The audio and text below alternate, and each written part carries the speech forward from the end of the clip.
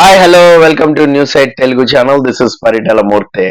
So Sunday match అంటే double header match. First match GT versus RCB match అనేది జరగబోతుంది అహ్మదాబాద్ స్టేడియంలో.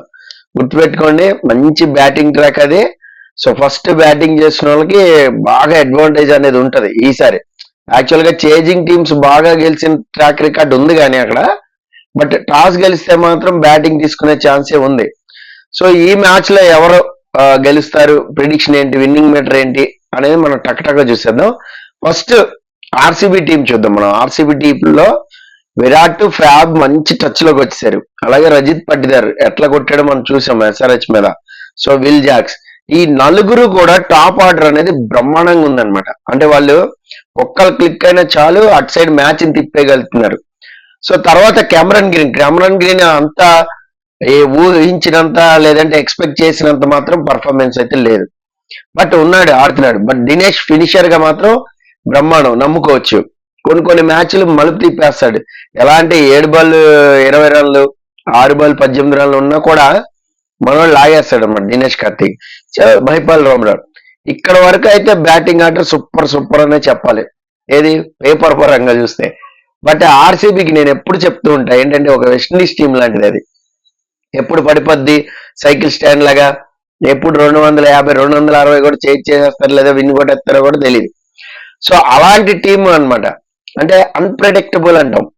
ఏ ప్లేయర్ ఎప్పుడు ఆడతారో తెలియదు. ఫ్యాప్ ఉన్నట్టుండి డక్అవుట్ అయిపోతూ ఉంటాడు, లేదంటే సెంచరీ కొట్టేస్తూ ఉంటాడు. సో ఇలాగా అన్ప్రెడిక్ట్ అనమాట అది.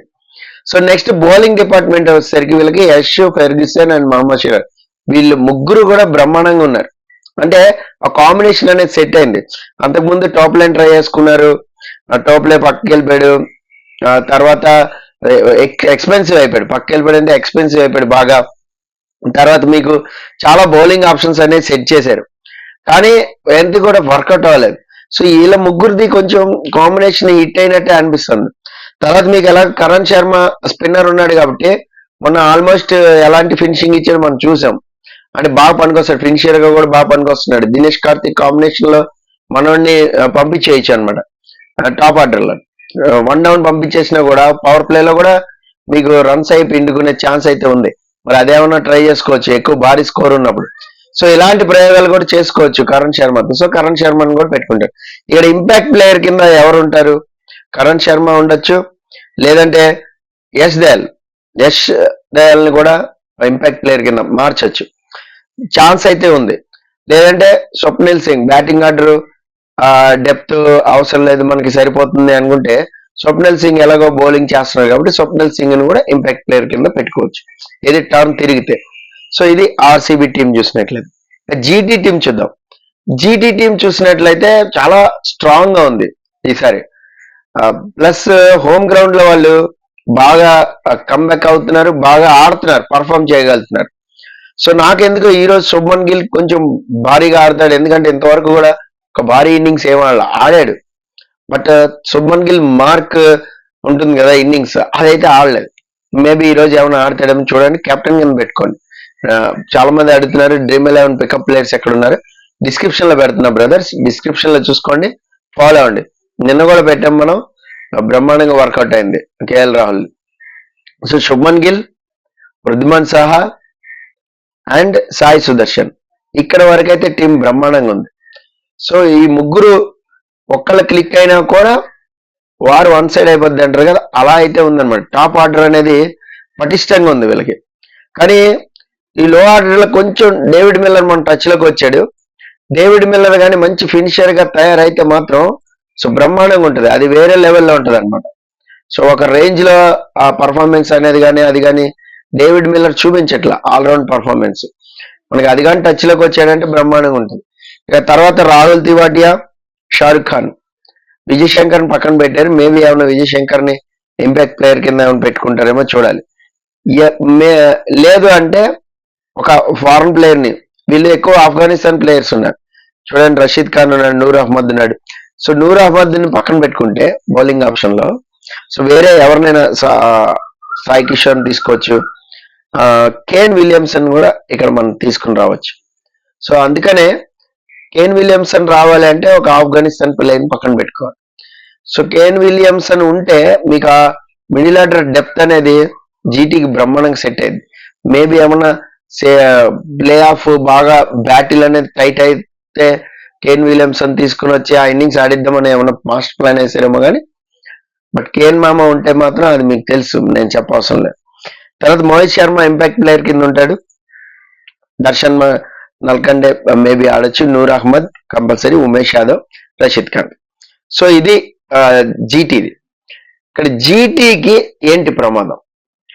ఆర్సీబీ కానీ ఒకవేళ ఈ మ్యాచ్ గెలిస్తే టేబుల్ మొత్తం క్యాల్కులేషన్స్ మారిపోతాయి. సో జీటీ పుల్ డౌన్ అయిపోద్ది. అప్పుడు మీకు ఢిల్లీకి అవకాశం ఉంటుంది, చెన్నైకి ఛాన్సెస్ ఉంటాయి. అంటే వాళ్ళకి 1-2 మ్యాచ్లు అయినా ఎస్ అమ్మ మన రేస్లోకి వచ్చేస్తూ ఉంటారు అందరూ. సో ఆ టేబుల్ అనేది 3rd and 4th పొజిషన్లు చాలా క్వశ్చన్ మార్క్ గా తయారవుతాయి. సో కాబట్టి ఇక్కడ ఆర్సీబీ వీళ్ళని పుల్ జీటీని గుంజింది అనుకోండి, ఇంకా టేబుల్ సినారియో బాగా మారిపోద్ది. సో మ్యాచ్ ఎవరు గెలవబోతున్నారు? జీటీకి అడ్వాంటేజ్ అయితే ఎక్కువ ఉంది బ్రదర్స్, ఎందుకంటే హోమ్ గ్రౌండ్, పేపర్ మీద కూడా బాగుంది. 56% అనేది జీటీకి ఉంది, 44% ఆర్సీబీకి ఉంది. ఏది ఎస్ఆర్హెచ్ లాంటి ఒక మంచి స్ట్రాంగ్ టీం మీద గెలిచి వచ్చినా కూడా 44% ఉంది. సో నాకు మాత్రం పర్సనల్ ప్రిడిక్షన్ ఏంటి అంటే, నిన్న ఆల్రెడీ మనం చెప్పాం, 2 మ్యాచ్లు చెప్పాం, ఒకటి సక్సెస్ అయ్యాం, ఒకటి ఫెయిల్ అయ్యాం.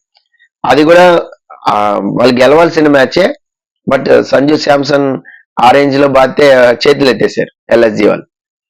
సో ఇక్కడ ఏంటి అంటే ఆర్సీబీకి మేబీ గెలిచే ఛాన్స్ ఉందేమో అని నాకు అనిపిస్తుంది. ఎందుకు అంటే వాళ్ళు చాలా స్ట్రాంగ్ కంబ్యాక్ అయ్యారు, వాళ్ళు అన్ప్రిడిక్టబుల్ ఉన్నారు. అందుకని నేను కొంచెం వాళ్ళ వైపు వెళ్తున్నా. ఎందుకంటే బ్యాటింగ్ ఆర్డరే మెయిన్. విరాట్ కోహ్లీ కానీ, ఫ్యాప్ కానీ, రజత్ పటిదర్, వీళ్ళల్లో ఈ జీటీ ప్లేయర్స్ కి బౌలింగ్ వీక్నెస్ ఉంది. ఇక్కడ ఒకళ్ళు రన్స్ ఇవ్వడం మొదలెడితే ఇంకా ఎక్స్పెన్సివ్ అయిపోతున్నారు అందరూ కూడా. టర్న్ ఏమన్నా ఉంటే తప్ప ఏం చేయలేని పరిస్థితి ఉంది. సో కాబట్టి ఇక్కడ టర్న్ నమ్ముకోవాలి. టర్న్ కానీ పడింది పిచ్ లో అంటే కొంచెం ఛాన్సెస్ జీటీ వైపు ఉంటాయి. ఎందుకంటే రషీద్ ఖాన్ లాంటి స్పిన్నర్ 4 ఓవర్లు చాలా బాగుంటది. బట్ టర్న్ లేదు అంటే మాత్రం రషీద్ ఖాన్ కూడా బాగుతారు. కాబట్టి ఇక్కడ ఛాన్సెస్ నాకు ఎందుకన్నా బ్యాటింగ్ ఆర్డర్ డెప్త్ చూసుకుంటే వాళ్ళు క్లిక్ అవుతారేమో బాగా ఆర్సీబీ వాళ్ళని నాకు అనిపిస్తుంది. సో జీటీ గెలిచిందంటే మాత్రం పాయింట్స్ టేబుల్ హ్యాపీగా ముందుకెళ్ళిపోతారు. ఒకవేళ ఆర్సీబీ గెలిస్తే మాత్రం ఇంకా మిగతా టీమ్స్ అన్నిటికి కూడా క్యాల్కులేషన్స్ అన్ని మారిపోతా ఉంటాయి. చాలా మంది చాలా లెక్కలేసి చెప్తా ఉన్నారు, ఎవరు ప్లే ఆఫ్కి వస్తారు ఏంటి, ఇదంతా కూడా మాట్లాడుతున్నారు. అది కూడా మనం మాట్లాడుకుందాం. సో ఈ మ్యాచ్ లో నా ప్రిడిక్షన్ ఏంటి అంటే ఆర్సీబీ గెలిచే ఛాన్సెస్ అయితే నాకు పర్సనల్ గా కనిపిస్తున్నాయి, గెలుస్తుందని నేను అనుకుంటున్నా. సో మీకే టీం గెలుస్తుంది అనిపిస్తుంది అనేది కామెంట్ బాక్స్ లో మస్ట్ గా కామెంట్ చేయండి. This is Paritala Murthy signing off. By by.